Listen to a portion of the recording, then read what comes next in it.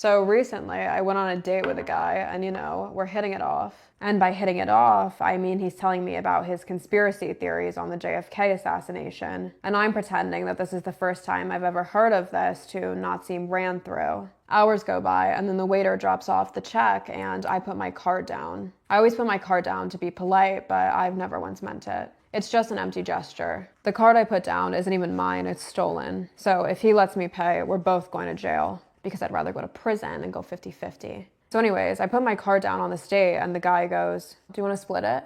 And naturally I assumed he was doing dark humor, so I played along. I said, "No, I actually want to pay the full thing." And he goes, "Oh, that's really nice, thank you."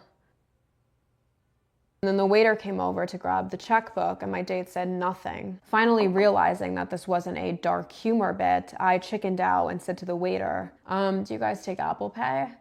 As the $82 left my phone, my soul left my body. I turned extremely cold, but had a moment of serenity. I had what I could only describe as post-pay clarity, the sister to the infamous PNC. I looked at him and he said, "Thank you, I'll get the next one." Like a serial killer. I couldn't even look at him anymore. I felt so humiliated. I just wanted to hop in an Uber home and never see him again. Want to get Ben & Jerry's? Yes, I do. I love Ben & Jerry's. They have this flavor I like called Change the World. It's from their Colin Kaepernick collab because apparently that's what the culture needed. We get the ice cream and then he walks me to my apartment and says, "So, do you want to watch Netflix or something?" And I said, "No, not particularly. Yeah, I guess it's late. You're probably tired." No, not at all. Might actually go watch some Netflix myself." Okay, what's wrong?"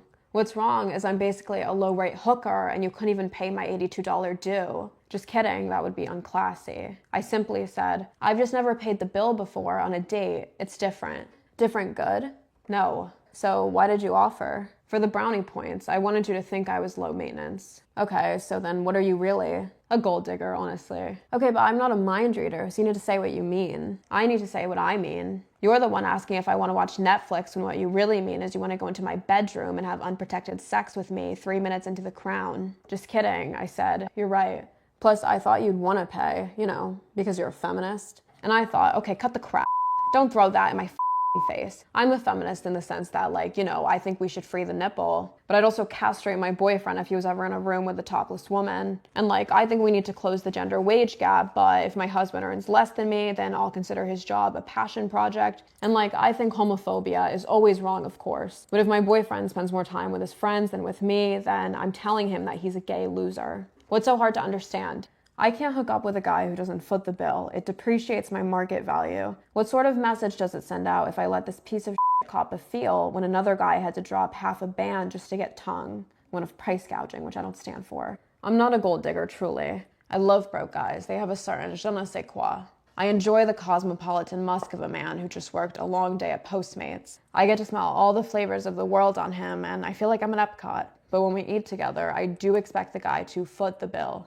I think a lot of women feel this way, but they're scared to voice it with their chest because they think it goes against feminism. So instead, they'll say that because of the gender wage gap men should pay. Here's the thing. I don't care if there comes a day when the gender wage gap is so reversed in women's favor that Sheryl Sandberg herself has to reprint Lean In this time to encourage the boys to their bosses for a raise. I'm not paying for a man on the first date. Why are we lying to ourselves and pretending it has anything to do with our salaries? And if you are genuinely okay with splitting the bill as a woman and won't lose attraction to the guy, I'm happy for you, truly. I just think that should qualify as a separate sexual orientation and you should have your own hinge category. And I think the rest of us women should feel empowered enough to lean out when the check comes. Thank you for watching.